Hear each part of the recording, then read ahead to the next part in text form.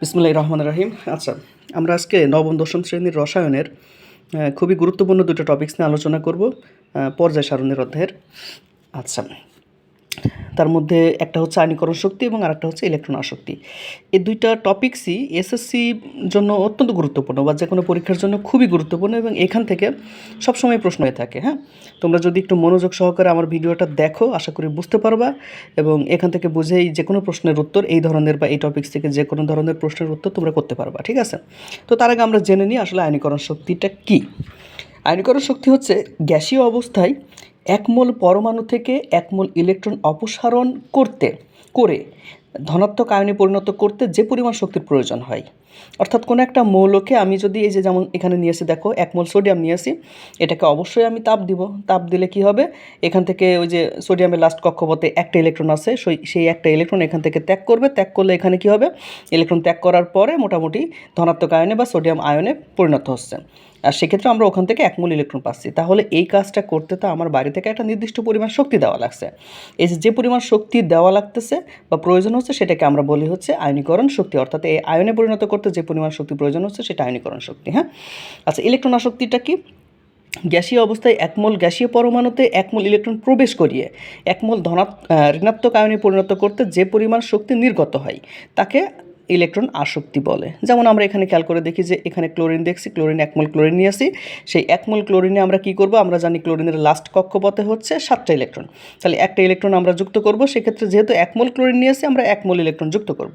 যুক্ত করলে কি হবে, এখানে এক মোল ক্লোরাইড আয়ন তৈরি হবে। তো আমরা আগের বার খেয়াল করেছি যে ইলেকট্রন সরাতে গেলে আমার বাইরে থেকে শক্তি কি দেওয়া লাগছে, ডেল এইচ এর মানটা এখানে প্লাস, প্লাস মানে আমাকে বাইরে থেকে শক্তি দেওয়া লাগবে, অর্থাৎ শক্তি এখানে যুক্ত করা লাগতেছে বা শক্তির প্রয়োজন হচ্ছে। বাট আমরা যখন একটা মৌলের শেষ কক্ষপথে ইলেকট্রন যুক্ত করব, সরাবো না কিন্তু যুক্ত করব, সেক্ষেত্রে আমার কি হবে, ওই ইলেকট্রন যখন কক্ষপথে যুক্ত করব তখন সেখান থেকে শক্তিটা বের হয়ে আসবে বা নির্গত হবে। এই শব্দটা সবাই একটু খেয়াল করে রেখো যে ইলেকট্রন আসক্তির ক্ষেত্রে শক্তি নির্গত হয় আর আয়নীকরণ শক্তির ক্ষেত্রে শক্তির প্রয়োজন হয়। এটা একটু সবাই খেয়াল করবা, ঠিক আছে, সংজ্ঞার মধ্যে। তো সেক্ষেত্রে ওর ডেলএইচটা যদি প্লাস হয়, অবশ্যই ইলেকট্রন আসক্তি ডেলএইচটা কী হবে, মাইনাস হবে, কারণ এখান থেকে শক্তিটা বের হচ্ছে বা নির্গত হচ্ছে। ঠিক আছে? আচ্ছা, আমি এক্স দিয়েছি কারণ আমি এখানে বাস্তব বা মোটামুটি এক্স্যাক্ট কোনো তোমার কতটুকু শক্তি বের হচ্ছে, কতটুকু লাগতেছে সেটা না দেওয়ার জন্য আমরা এখানে এক্স হিসেবে দিয়েছি। হ্যাঁ, আচ্ছা, তো আমরা এখন দেখব যে এই আয়নীকরণ শক্তি আর ইলেকট্রন আসক্তি কীভাবে গ্রুপ ভিত্তিকভাবে বা পর্যায়ভিত্তিকভাবে একটা মৌলের ক্ষেত্রে পরিবর্তন হয়। তো আমরা এখানে খেয়াল করে দেখো যে দিয়েছি প্রথমে গ্রুপ ওয়ানে যে প্রথম মৌলটা হাইড্রোজেন ছিল, তার নিচে ছিল লিথিয়াম, লিথিয়ামে 2টা কক্ষপথ, শেষ কক্ষপথে একটা ইলেকট্রন। এরপরে আছে সোডিয়াম, সোডিয়ামে 3টা কক্ষপথ, শেষ কক্ষপথে একটা ইলেকট্রন। এরপরে আছে পটাশিয়াম, পটাশিয়ামের শেষ কক্ষপথ কয়টা, চতুর্থ কক্ষপথ এবং শেষ কক্ষপথে একটা ইলেকট্রন আছে। তো আমরা এইভাবে মোটামুটি কক্ষপথ ইলেকট্রনগুলো দেখাইছি। এখানে খেয়াল করে দেখো গ্রুপ ওয়ানের প্রত্যেকটা মৌলেরই শেষ কক্ষপথে একটা করে ইলেকট্রন।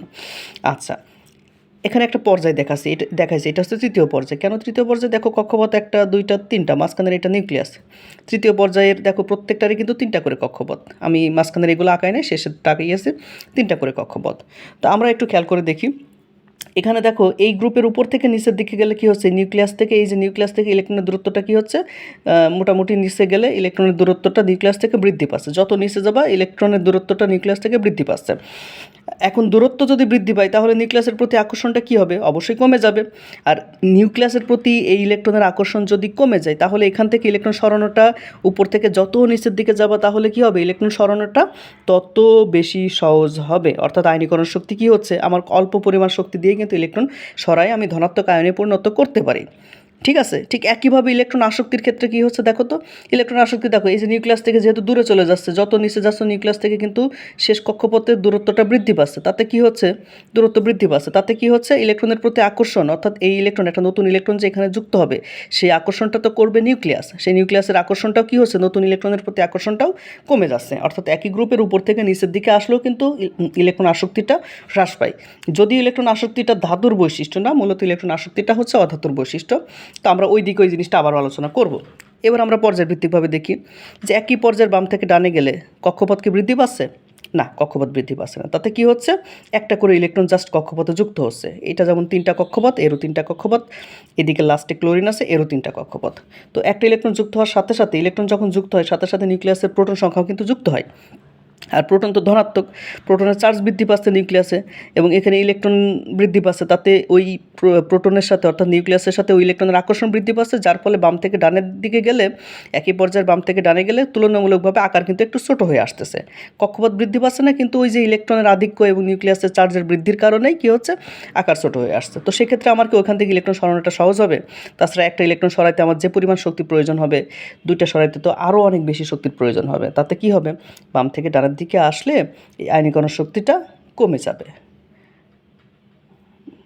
বুঝতে পারছো, আয়নীকরণ শক্তিটা কমে যাবে, কারণ আমার এখানে ইলেকট্রন সরানোটা সহজ হবে না। কিন্তু ইলেকট্রন আসক্তি কী হবে, এই যে দুইটা অ্যাট লাস্ট আমরা 17 নম্বরের গ্রুপে দেখতে পাচ্ছি যে এখানে 7টা ইলেকট্রন আছে, অর্থাৎ এখানে ইলেকট্রনের গ্রহণ করার প্রবণতাটা কী হবে, কারণ সবগুলা এই পর্যায়ে সবগুলা মৌলের তুলনায় এটার আকার কিন্তু তুলনামূলকভাবে একটু ছোটো, তাহলে এখানে ইলেকট্রন যুক্ত হওয়ার প্রবণতাটা কী হবে, এখানে কিন্তু ঠিকই বৃদ্ধি পাচ্ছে। অর্থাৎ একই পর্যায়ে বাম থেকে ডানে গেলে ইলেকট্রন আসক্তি কী হয়, বৃদ্ধি পায়।